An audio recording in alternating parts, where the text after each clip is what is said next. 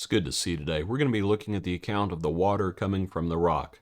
In today's study, our hymn is called There's Water in the Rock. When Moses led God's people forth and crossed dark Egypt's sea, he smote the rock and waters ran, a fountain in the desert free. There's water in the rock for thee. There's water, milk and honey free, where all may quench their burning thirst. There's water in the rock for thee. The people drank the cooling draught, but Christ they could not see. The smitten rock of ages high, there's water in the rock for thee. There's water in the rock for thee. There's water, milk and honey free, where all may quench their burning thirst. There's water in the rock for thee.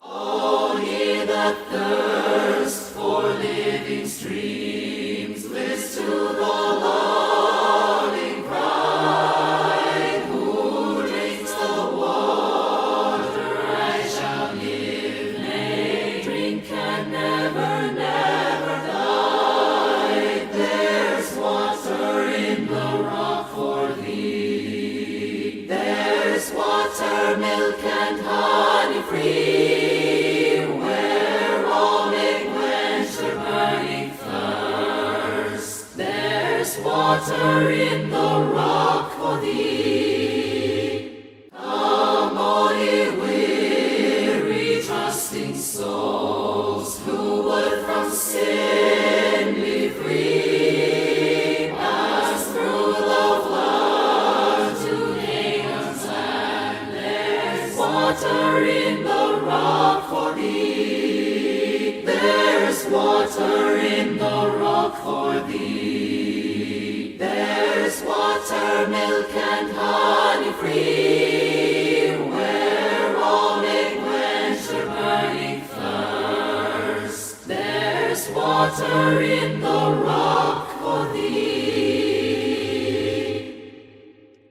Thought that was a beautiful hymn. There's water in the rock. Exodus 17, verse 1. Then all the congregation of the children of Israel set out on their journey. But there's no water for the people to drink. Therefore the people contended with Moses and said, Give us water that we may drink. So Moses said to them, Why do you contend with me? Why do you tempt the Lord? The people thirsted for water, and the people complained against Moses, said, Why is it you have brought us up out of Egypt to kill us and our children and our livestock with thirst? You know, in verses 2 and 3, and when Moses says, Why do you contend with me? Like, what are you mad at me for? As though I'm the one guiding you. You see that big pillar up there? You see that big cloud? You know, the fire by night, the cloud by day? It's like, you do know that the Lord's leading us, right? Moses is just the messenger. Why are you shooting the messenger? What are you mad at me for? It's like you're doing exactly what Moses says. You're tempting the Lord. Do you remember when they come to Samuel and they say, Oh, give us a king to be like all the other nations? Samuel gets all upset and the Lord says, They haven't rejected you. They've rejected me. Well, you could say the same thing here. It's like, Moses, they're not complaining about you. They're complaining about me. And that is what Moses says. It's like, what are you contending with me for? You're tempting the Lord. So Moses cries out to the Lord and says, What will I do with these people? They're about ready to stone me. Verse 5, the Lord said to Moses, Go on before the people and take with you some of the elders of Israel. Also take in your hand your rod with which you struck the river and go.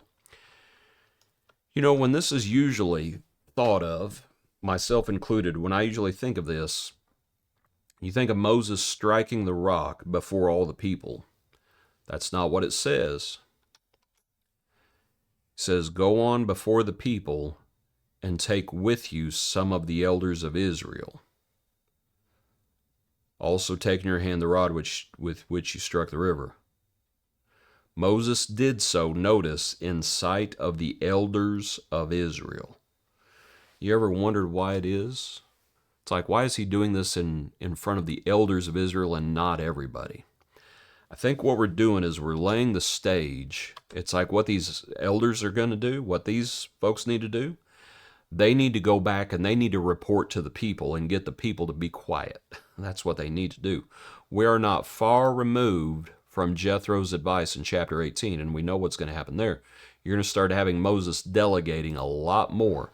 Well, who do you think he's going to be delegating to? These individuals.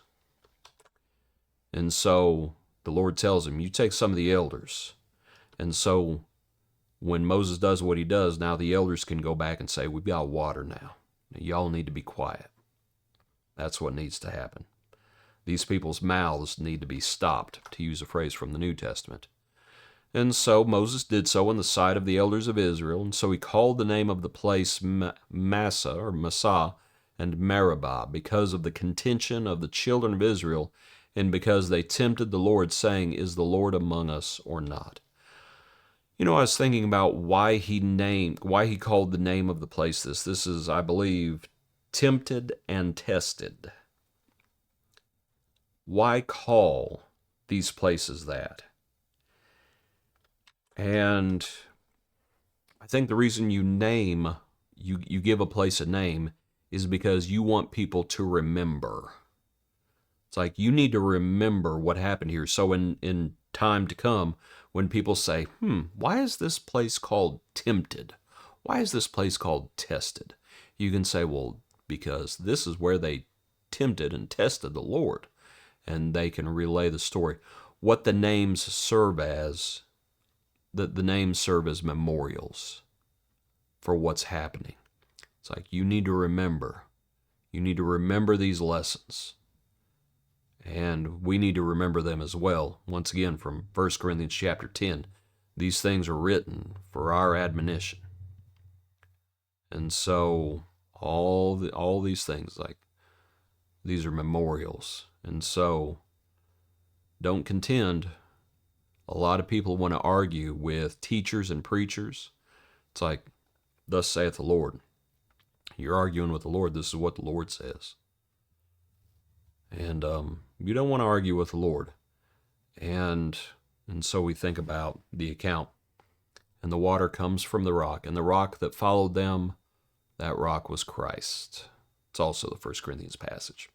Appreciate you. Hope you have a good day. Join us tomorrow for another portion of our daily praise.